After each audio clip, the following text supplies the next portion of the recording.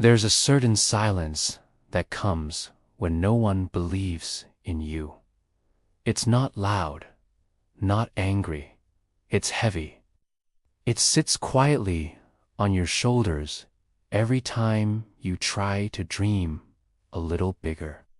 People smile politely when you speak, but you can see it in their eyes, that faint doubt, that unspoken "you can't."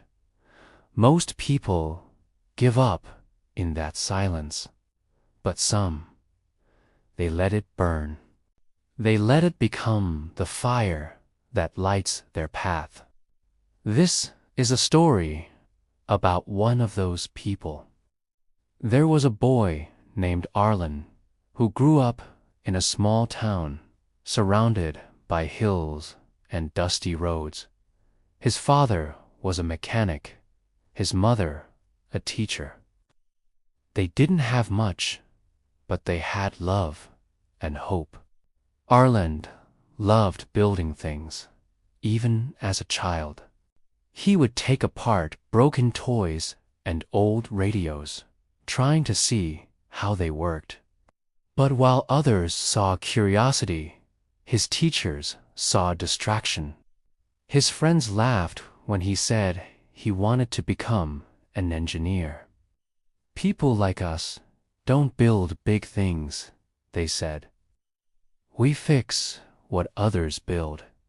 Every rejection carved a small mark inside him. He'd stay up late at night, sketching designs no one asked for, dreaming of machines that could make life easier for his parents. One evening, his father came home tired and covered in grease. The old repair shop had barely earned enough that week. Arlen said, "One day, I'll make something that will help you never have to work like this again." His father smiled sadly and said, "Son, some dreams are too heavy for small shoulders." Those words echoed in his mind for years. At school, when grades were handed out, he always stood somewhere in the middle. Never the best, never the worst. Invisible. The teachers praised the top students, the athletes, the ones who fit the mold. Arlen didn't fit anywhere. But sometimes the ones no one notices are the ones who notice everything. He watched how the machines in the shop worked, how things broke, how people fixed them. He learned in silence. When he turned 18, he applied for an engineering scholarship. He spent weeks on the application, poured his heart into every line.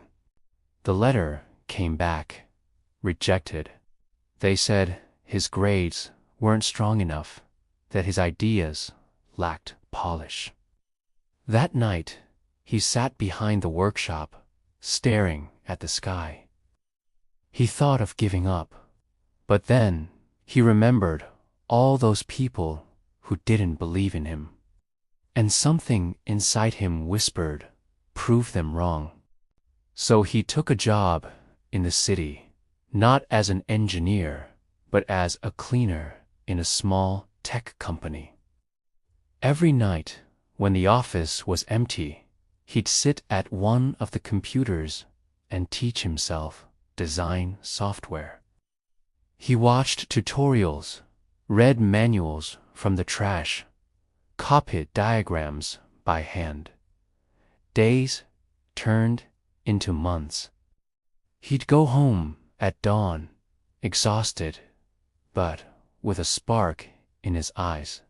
Slowly, he began building something on his own, a tool that could automatically detect and fix small mechanical issues in engines. When he showed it to the engineers at the company, they laughed. You're the cleaner. You didn't make this. But he didn't argue. He just went back, improved it, tested it, broke it, rebuilt it. After 2 years, he finally presented a working prototype, one that actually saved the company thousands in maintenance costs. The same people who ignored him now wanted to know how he did it. The same manager who once told him to stick to cleaning was now calling him brilliant. But Arlen didn't smile. He just nodded quietly and kept working. Soon after, a small investor discovered his design and offered to help him develop it further. Within 3 years, Arlen had built his own workshop, a team, and a name. The local newspaper wrote, "From cleaner to creator, the boy who built his own future." When the article reached his old town, his father read it twice before realizing it was about his own son. Tears filled his eyes. He looked around the same dusty shop where it had all begun and whispered, "Some dreams are heavy, yes, but my son carried them." When Arlen visited home, the whole village gathered to see him. The same teachers who once doubted him now called him an inspiration. Even the friends who laughed stood quietly, unsure what to say. One of them finally asked, "How did you do it?" Arlen smiled softly. By remembering every single time someone said, "I couldn't." I didn't let anger guide me. I let discipline do it. I didn't fight to prove them wrong. I worked to prove myself right. Then he looked at the same hills he grew up around and said, "The truth is, they didn't believe in me because they couldn't see what I saw. But that's okay. Your vision isn't meant to be visible to everyone." He turned to the crowd and added, "Sometimes the best thing that can happen to you is doubt. Because when no one believes in you, you get to define what belief means." He walked back to the old repair shop and saw his father sitting beside a broken engine. "You still working?" Arlen asked with a smile. His father chuckled. "Old habits die hard." Arlen handed him a small device. "Try this," he said. The machine buzzed softly and fixed the issue automatically. His father stared at it in awe. "You built this?" Arlen nodded. "This is for you.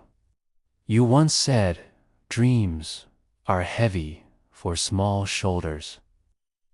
"Maybe, but they make the shoulders grow strong." That night, Arlen sat alone under the stars, the same stars that had watched him fail, struggle, and rise. He realized something powerful. Belief doesn't come from applause. It comes from silence, the silence you fill with effort. The people who once doubted you will one day call your name with pride. But by then, you won't be proving them wrong anymore. You'll just be living right. Because in the end, faith isn't something people give you. It's something you build quietly when no one's watching, until one day the world finally does.